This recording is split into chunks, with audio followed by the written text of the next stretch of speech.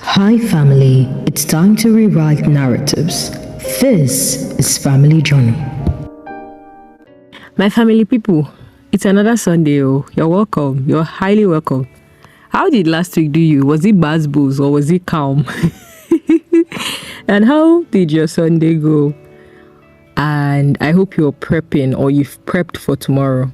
Please don't frown your face. You know, this is a cycle we need to keep repeating till you decide to retire.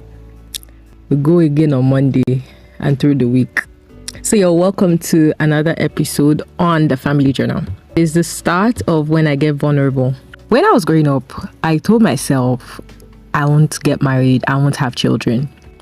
In fact, there was one time I used to say I would become a nun, that I did not think this marriage thing is for me. Like, I remember my mom and her siblings, putting me in the middle with my sister.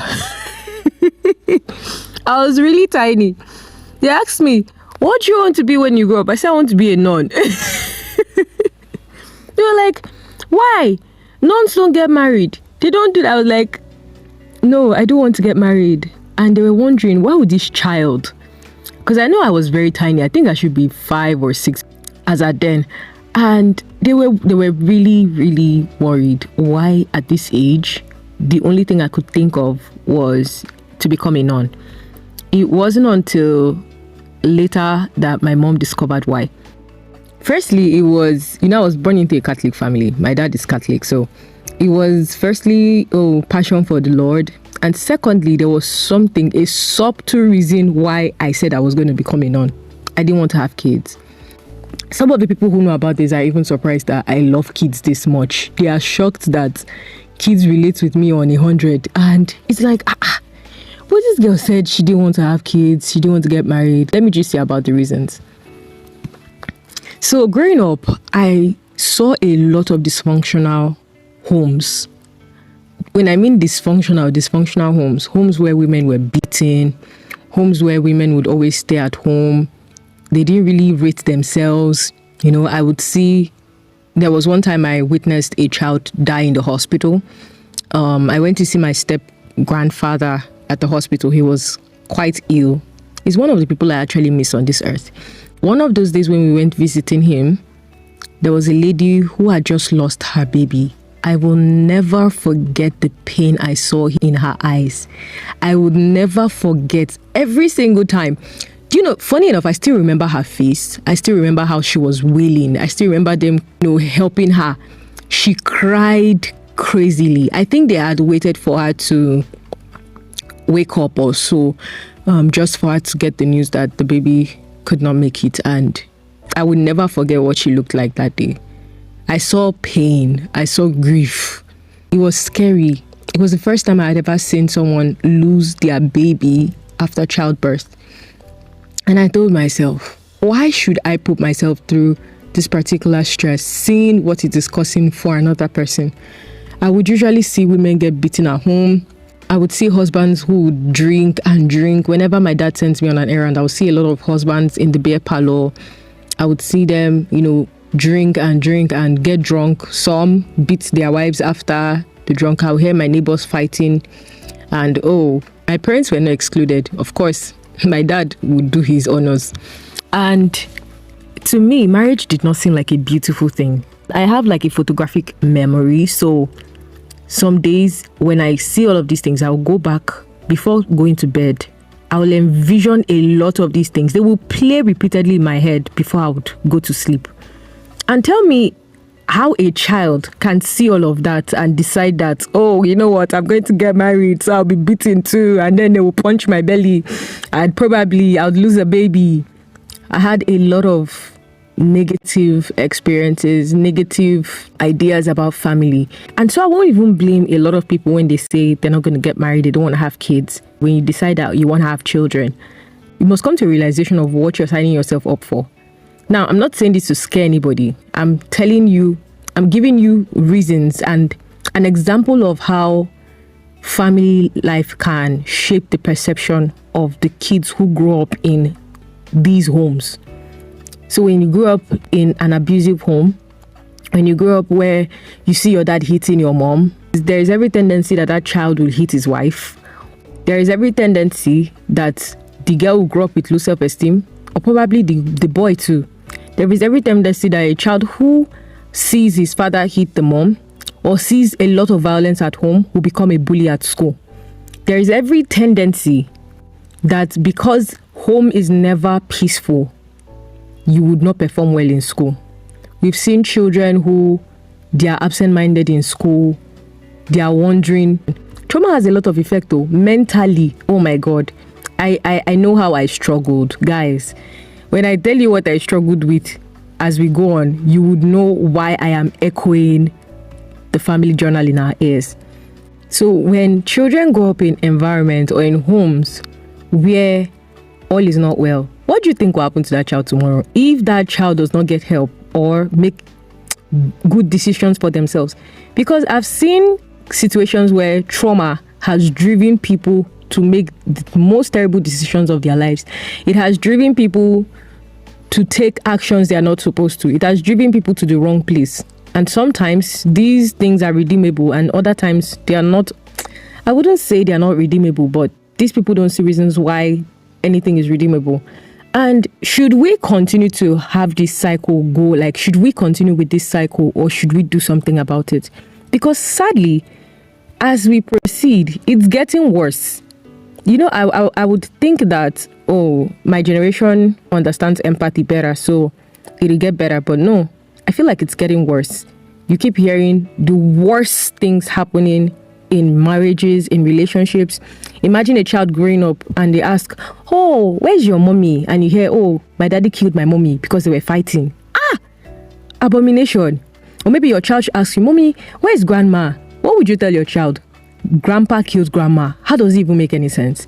The thing around family life is that we do not realize the scar, the depth of family. Family is the core of everyone. I've said this 8,000 times. Everyone was born into a family for support. And family is the first place you get shaped. It's the first place you get taught. Forget about school. I don't really see school as your basic foundation in learning. Family is where you learn the basic things, respect, you learn how to associate with people, you learn empathy in family. Sadly, people don't really take these things importantly. And if maybe your school is trying to put in the right discipline into your life and you're going back home to see the opposite, tell me what will happen to that child. I did not see family differently until I think it was in 2010 or 11. I'm not really sure what year that was. But I and my twin sister went on a visit to my mom's cousin's place, my beloved uncle.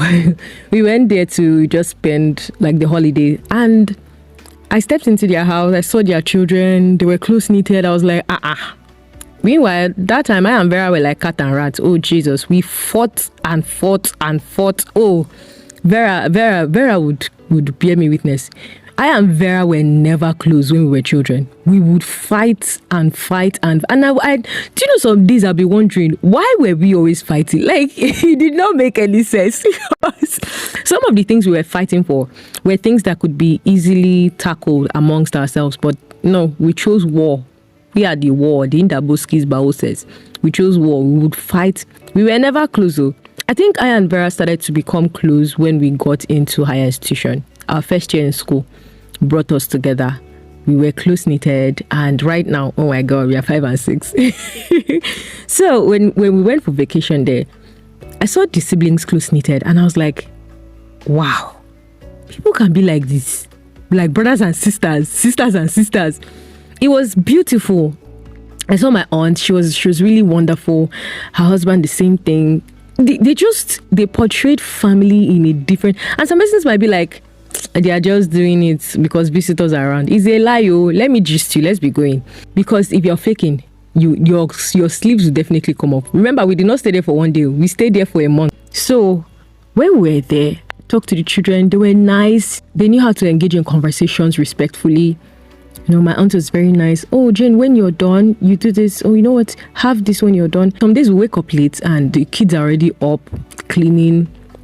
You know, we'll just join them and do what is left, because there wasn't much I could do there because they had somebody there to do some of those things. So we'd see our aunt would already prepare food. would wash our plates. Our best food was noodles. And funny thing is, my uncle was the one who taught us how to fry noodles. Like, that man was not afraid to cook. You know, this one that we are still dragging in this 2025. Cook, not cook. People are not serious. You are not ready to get married. My uncle would fry noodles. He would teach us, like, okay, you guys stand here, and he would just start teaching us. Even his children, all of us would just be watching him. And the next time, I was the one who fried the next noodles because I had already learned from him how to do that. It was amazing to watch the family. Like, my aunt would be baking cake, and my uncle would be behind her and tell us, shh. And he would just, when she looks away, he would take the icing, lick it, and she would say, I put see your uncle. Would just be, it was, I saw love in that family. When I mean genuine love, I saw love. It was so alien to me. It was odd. I was like, what is happening here? I could actually tell my aunt, oh, aunt, I need this thing. And she'd be like, okay, you know what? When we are coming home tonight, we're going to buy this. I could easily walk up to them and just talk to them and ask them questions. I did not feel any tension or fear or something. It was beautiful. The most beautiful I had seen. And this is not the one that, you know, people show you what they want to show you on social media. But when you live in the house, that's when you know what's happening. Now, the first time I saw them have like a misunderstanding, they did not raise their voices in the house. I think so, I can't remember what happened, but I know he tapped her and then he called her and they went to the room. And you would know that there was tension because something had happened. But it did not affect the peace of the home. They resolved their issues. They were still talking with one another. And before you know it was like it never even happened. And I was like, hey, by now I'm supposed to be seeing somebody giving somebody a punch. Or I'm supposed to be seeing somebody collecting slap. I had so many thoughts, so many questions. I wanted to ask them, what happened? Why don't you guys fight? I thought it's normal for you guys to fight. Why is there so much peace in this home? There's no chaos. There's no drama.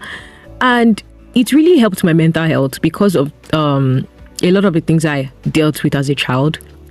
I had like these moments of anxiety, like extreme anxiety. I would be so anxious. I would be so jittery sometimes, panic attacks. But when I was in that home, I was quite peaceful. The environment was warm and nurturing, and I had a swell time there. And when I was about leaving, I gave them like a deep hug to tell them, you guys don't know what you did for me. It was really peaceful. And I held that memory dear to my heart. This is years later, and I'm talking about it right now because it's something that changed my perception about family. What I took home from that scenario is that you decide what happens in your family. You decide how it is going to turn out. And when I later got to hear the story of how my uncle and his wife met, you know, my mom said at one point the family was against it, you know. Whereas this was something beautiful. They decided they were going to do this life together. And funny thing is, these people they didn't see each other for like, I think a year or two before coming together, and then the marriage and everything. And I'm like, it's so beautiful. Like, some of the most beautiful things happen spontaneously. Their kids have grown up into beautiful, amazing. Oh my God, I'm not kidding you. These guys are so respectful. The way they speak, you would know when somebody is coming from a home. When a child has this opportunity to come from a home that affords you peace, love, comfort, you think differently from others. You behave differently from others. Family actually sets the tone for a lot of things in our lives. Let's take example those born into wealthy homes. A lot of the things that they would do have already been programmed by their parents. I'm not saying, oh, you should program your children's life, but they will guide them. Oh, what are you doing? So this is what to do. This is what they already have the plans laid out. If my child is to go this route, okay, we can try this route. We can do this. We can do that, because they don't want you to suffer. The essence of a child being born into a family is that you're making life easier for the child. The child shouldn't have to go through the same things you went through. The child shouldn't have to repeat your cycles. It's the truth. If you have learned your lesson, if you indeed truly have learned your lesson, then I don't see any reason why your child should go through the same cycles as you did. To be honest, it ends with you. It should end with you. Your child should not have to go through trauma, mommy and daddy beating each other at home, the same things you saw. Are you kidding me? Your child shouldn't have to see that. Your child should see something different if truly you learned your lesson. And if you know you've not healed, if you know you haven't come to that place where you've let your inner child heal, you're still holding back on a lot of luggage, I don't think you are in any position to birth any child. I'm sorry, this may sound rude or harsh. Your child is not a rebound. Your child is not a makeup for all the pain you've gone through. Because sometimes parents can be extremely selfish. Yes, I said it. Quote me anywhere. They can be extremely selfish. You're giving birth to a child just because you want to show off that you can birth children, or you want to show your enemies that, oh, I now have a child of my own and you don't have a child, or probably you just want to make yourself feel good. People give birth to children for different reasons. Oh, I want my child to fulfill what I did not fulfill. Who told you? Why should I be carrying your luggage? Oh, go and fulfill your purpose. Go and do what you're supposed to do. Don't join me with your problem. It's for real. And with all of these selfish reasons and things and why we are birthing kids and bringing them to come and suffer, sometimes I don't get it. If truly you want to have kids, you've gotten married to your best friend, or as we say, I married my best friend, and you decide that you want to have kids, decide on how you want that family to run. To be frank, decide on it. The title of this particular episode is The Family I Desire. What do you desire? In the last episode, I gave us assignments. I said, let's do something wonderful for that person in our family. Let's choose ourselves first. And today I'm asking, what family do you desire? If tomorrow I decide that I finally want to settle down after all the traumatic things I've seen, what family do I desire? How do I want my kids to grow up? How do I want my kids to be nurtured? What do I want my kids to know about myself and their father? And if tomorrow I decide I don't want to have kids, how do I want that family to be? Let's say I say I want to adopt, or I don't want to adopt, or maybe I just want to be happy with my husband. Will I go and marry somebody who has a different vision from what I'm saying? Should I go and marry somebody who wants kids when I know I don't want kids? Let's ask ourselves this question. I said something last episode. If you choose yourself first, you would be able to give love back. If you choose yourself first, you'll be able to tell yourself the truth. If you choose yourself first, you would know what is good for you. And so when you've chosen yourself first and you've decided that you don't want to have kids, why should you get married to somebody who still has the idea to have, even if he says he loves you with all of the bone and his legs and his teeth, I don't care. If this person says they want to have kids and they say, okay, don't worry, we'll manage, it's a lie. Later on, Oga will be asking you for children. So choosing yourself means choosing what is good for you. In the long run, you are going to live with you. I know you're going to live with your spouse, but waking up with you every day, looking at yourself in the mirror every day, would you be happy or would you be sad? People forget that this marriage thing is for a lifetime. I don't know, some people say, hey, you can always divorce, you can come. See, even if you divorce, sometimes it's painful. When you remember all you had to go through, all you had to endure, is it worth the stress? Is it? So before you make that decision, think of the family that you desire. What do I want out of a family? What do I want out of life? How can I get it? Am I walking towards it, or I'm walking towards another direction, but I'm saying I want this other thing? Am I deceiving myself? I know that I and this person will not work, but I'm forcing it because I don't have the strength to go back to singlehood and to the talking stage where I'll be asking, what's your favorite color?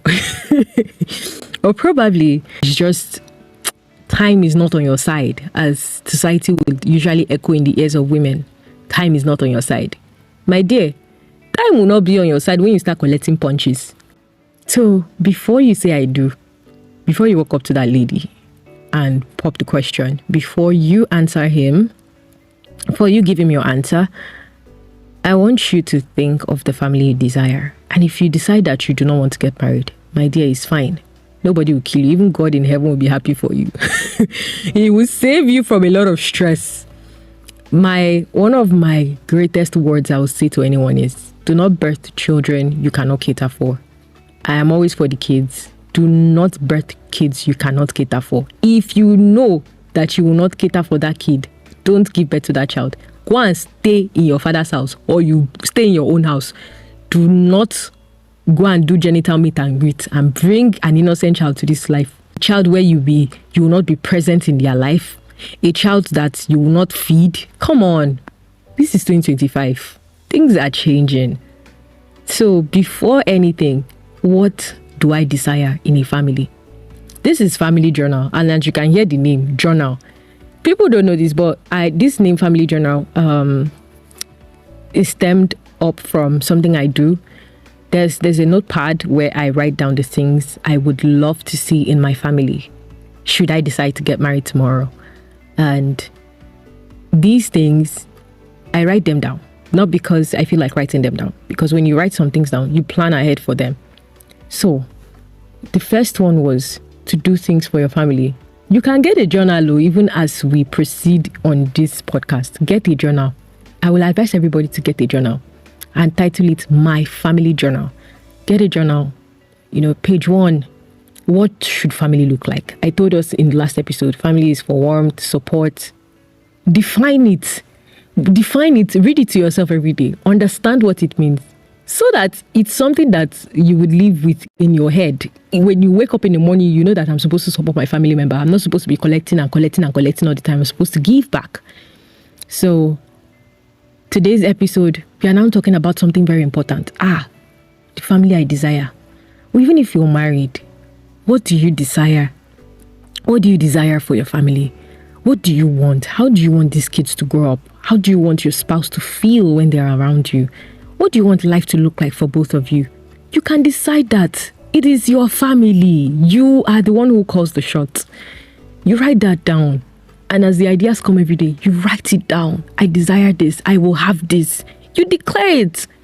You don't need to... See, there's no beating around the bush here. It's between you and you. And that's why I don't really fancy the idea of what people will say. Before, I would always feast my eyes on the people and then my ears on what they will say. But these days, I don't care.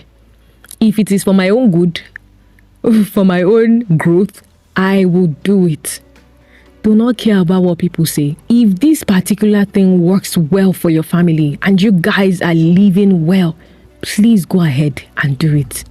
As long as everyone in the family is growing, everyone is okay, everyone is happy, there's no trauma hiding somewhere, please run along and do it. Forget about what people will say. The people that will say what they want to say, and after certain moments, everything will die down. They will move on with their lives. Sadly, many of these people that are talking, go and check what is happening in their lives. You will know that, I don't want to say your life is better than their life. You will know that they don't have the right to even be saying anything to you or about you. So, with all of this said, I came from a place where I never desired family life or marriage. I never desired all of these things. And I saw a different family.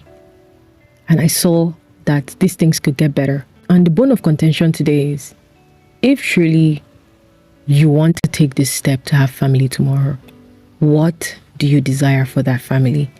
And how do you see yourself bringing that particular thing to life? How do you see yourself ensuring that your family has the best life they could ever dream of? And I want us to also remember that negative experiences are as powerful as positive experiences. Seeds will always grow, especially when you nurture them. Whether it's a good seed or a bad seed, they will grow. If maybe I had grown up differently, I would have thought differently. That's the truth.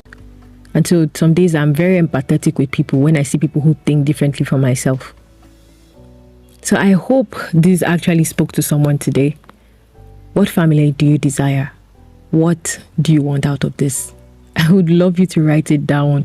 And if you did, you can send me an email on familyjournalstories@gmail.com. You can drop your comments on our social media platforms, maybe on Instagram or YouTube. Another way to help us spread the word far is sharing this episode to somebody who needs to listen to it. Yes, please share it. Thank you. and just follow up with what we are doing. Remember, I said something when we first started this family. I said, this is a move and this is not just a podcast. So I don't expect you to just listen and listen and listen. I expect you to act upon.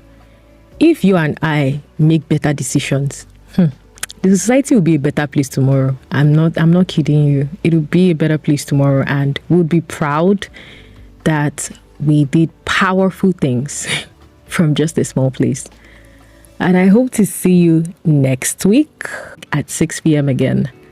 I remain your favorite girl, your host, family member, Jane Adele. I remember, I love you deeply. Have a wonderful week. Bye. Thank you for listening to the Family Journal.